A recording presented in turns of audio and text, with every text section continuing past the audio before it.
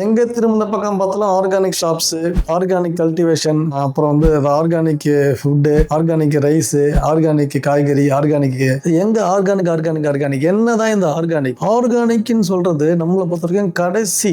அதுக்கு முன்னாடி 3 லெவல்ஸ் இருக்குன்றத இப்போ நான் உங்க அனைவருக்கும் தெளிவான ஒரு புரிதலோட பகிர போறேன். ஆர்கானிக்ன்றது ஒரு செடியோட வளர்ச்சியில, ஒரு தாவரத்தோட வளர்ச்சியில, அந்த வளர்ச்சிக்கு தேவையான இடுபொருட்கள் இயற்கையான முறையில் இருக்கணும். பஞ்சகாய ஜீவாமிர்தம் மாதிரி. அப்புறம் அந்த தாவரத்தில் பூச்சிகள் எண்ணாம இருக்கிறதுக்கு மூலிகை மூலமா பூச்சிகளை கொல்லக்கூடாது, பூச்சிகள் அடிக்கக்கூடாது, கெமிக்கல்ஸ் இல்லாம உற்பத்தி பண்ணணும். இது ரெண்டு, அதாவது அந்த தாவர வளர்ச்சிக்கான இடுபொருட்கள், அப்புறம் அதுல பூச்சிகள் காப்பாற்றுறதுக்கு அதுல ஒரு பூச்சி விரட்டிகள். இதுதான் ஆர்கானிக். இது மட்டும் ஓகேவா?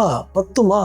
முழுமையான ஒரு பாரம்பரிய ஒரு விவசாய முறைக்கு இந்த ஆர்கானிக் என்றதை தாண்டி இயற்கை விவசாயம் என்ற வார்த்தை வெறும் ஒரு எலிமெண்ட், ஒரு அங்கம் தான். அதை தாண்டி விதையிலிருந்து ஆரம்பிக்கும். ட்ரெடிஷ்னல் விதை, பாரம்பரிய விதை. அந்த பாரம்பரிய விதை மரபு தூய்மை கடாமல் இருக்க வேண்டும். சீசனலா பட்டம் பருவம் சார்ந்து பயிரிடப்பட வேண்டும். நேச்சுரல், அது இயற்கையான முறையில அது கையறுவடை செய்து, இயற்கையான முறையில் கைக்குத்தல் செய்யப்பட இயந்திரங்கள் துணை இல்லாம ஆடு மாடுகளை உழுது அப்புறமா அது இடுபொருட்கள் ஆர்கானிக்.